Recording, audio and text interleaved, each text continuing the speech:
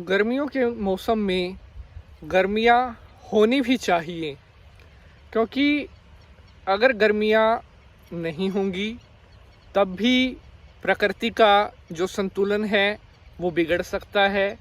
सर्दियों के मौसम में सर्दियाँ होनी चाहिए, लेकिन बात हम कर रहे हैं गर्मियों की।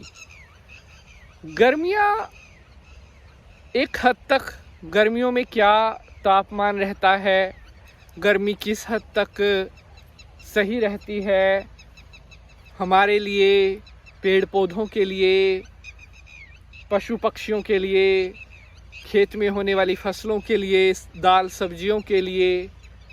लेकिन पिछले कुछ महीनों से आप लोग भी इस चीज़ को फेस कर रहे होंगे, हमने भी जैसा इस चीज़ को देखा है कि गर्मियाँ कुछ अपने हिसाब से कुछ हटकर पड़ रही है, कुछ ज़्यादा पड़ रही है।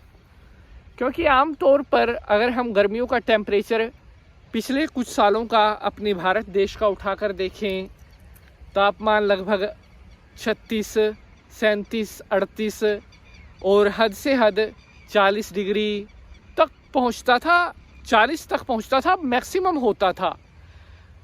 लेकिन अगर हम इस साल की बात करें, आप 2023 भी छोड़ दीजिए, सिर्फ 2024 की अगर हम बात करते हैं तो तापमान जो है वो 45 से नीचे आ ही नहीं रहा है। मतलब 10-20 दिन या महीने में एक आध दिन कोई ऐसा होता होगा जिस दिन तापमान 45 डिग्री से नीचे आता हो। अब आप खुद बताइए, क्या ये गर्मी नॉर्मल है या फिर ये प्रकृति हमें कोई संकेत दे रही है जो शायद या तो हम समझ नहीं पा रहे हैं या उस चीज़ को देखकर भी हम नज़रअंदाज कर रहे हैं। क्योंकि लगातार 45 डिग्री, 46 डिग्री, 48 डिग्री, और यकीन मानिए दिल्ली में तो एक जगह ऐसी है जहां का टेम्परेचर मैक्सिमम 53 नोट किया गया है, 53 डिग्री टेम्परेचर नोट किया गया है अभी कुछ दिन पहले का दिल्ली में। उस जगह का नाम शायद मेरे को याद नहीं आ रहा है, अगर आप उस जगह का नाम जानते हैं तो आप कमेंट करके ज़रूर बताइएगा। अब आप खुद देखिए कहाँ पे टेम्परेचर हमारे इंडिया में 35-38 तक रहता था और कहाँ टेम्परेचर 50 डिग्री से पार जा रहा है। तो आप क्या सोच रहे हैं, ये बढ़ता हुआ तापमान यहीं पे रुकने वाला है? नहीं। जिस हिसाब से लगातार टेम्परेचर बढ़ रहा है, आने वाले सालों में क्या भयंकर हालात हो सकते हैं, इसका अंदाजा आप, हम क्या, कोई भी नहीं लगा सकता। क्योंकि 1-2 साल के अंदर टेम्परेचर का 10 से 15 डिग्री बढ़ जाना कोई साधारण बात नहीं हो सकती, और साधारण बात है भी नहीं। साथियों, पिछले कुछ सालों में सबसे ज़्यादा खिलवाड़ अगर किसी चीज़ के साथ हुआ है तो वो शायद प्रकृति के साथ हुआ है। सबसे ज़्यादा पेड़ पौधे अगर कहीं पर कटे हैं तो मेरा कहना गलत नहीं होगा कि हमारे भारत में कटे हैं। ऐसे गांव, ऐसे जगह जहां पर पेड़ पौधे लदे रहते थे, मैं खुद का एक्सपीरियंस बता रहा हूं।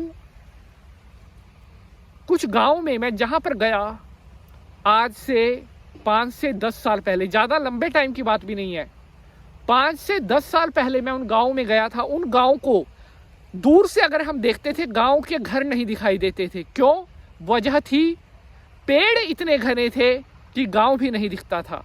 लेकिन अब हालात ये है, वही गांव जो पहले 1 किलोमीटर से भी नहीं दिखते थे, अब 4-4 किलोमीटर से वो गांव दिखाई देने लग जाते हैं। क्यों?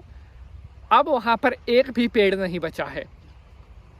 और धरती का संतुलन, पृथ्वी का संतुलन अगर कोई बनाकर रख सकता है तो वो है पेड़ पौधे।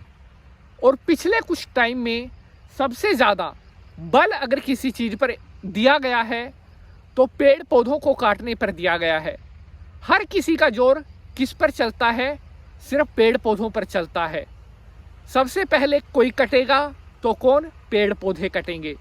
लेकिन आपको ये नहीं पता है कि आप केवल पेड़ पौधों को नहीं काट रहे, आने वाली पीढ़ी की सांसें भी काट रहे हो, आने वाली नस्ल की सांसें भी काट रहे हो। क्योंकि अगर पेड़ पौधे नहीं होंगे तो आप भूल जाइए, हमारी सांसें भी नहीं होंगी, हमारा जीवन भी नहीं होगा। क्योंकि हमारा जीवन इन्हीं पेड़ पौधों पर टिका है। इन्हीं पेड़ पौधों से हमें सांसें मिलती हैं। इन्हीं पेड़ पौधों से हमें जीवन जीने के लिए वायु मिलती है। और इन्हीं को हम भरपूर मात्रा में काट रहे हैं। ये गर्मी बढ़ने का कारण, यही सबसे बड़ा कारण यही है कि हम आए दिन लाखों हजारों की संख्या में पेड़ पौधों को काट रहे हैं। प्रकृति हमें बहुत सारे संकेत दे चुकी है। हमें बार बार प्रकृति इशारा कर रही है कि इंसान को सुधरना चाहिए। क्योंकि अगर इंसान नहीं सुधरा तो शायद प्रकृति आगे हमें मौका ना दे सुधरने के लिए। साथियों, एक बात बताइए, क्या जीवन से बढ़कर भी कोई चीज है? माना कि पैसा जरूरी है, लेकिन क्या जिंदगी से ज्यादा पैसा जरूरी है? इस बात का जवाब आप मुझे दीजिए। पेड़ पौधे कट रहे हैं, फ्लाईओवर बन रहे हैं, अच्छी बात है। लेकिन जितने पेड़ कट रहे हैं उतने ना सही, कम से कम उसके मुकाबले में कुछ पेड़, मान लीजिए अगर 100 पेड़ कहीं से मजबूरी हो गई, 100 पेड़ काटने पड़ रहे हैं, तो कोशिश करो 80 पेड़ दोबारा से लगाने हैं। क्योंकि अगर ऐसा ही चलता रहा तो वो दिन दूर नहीं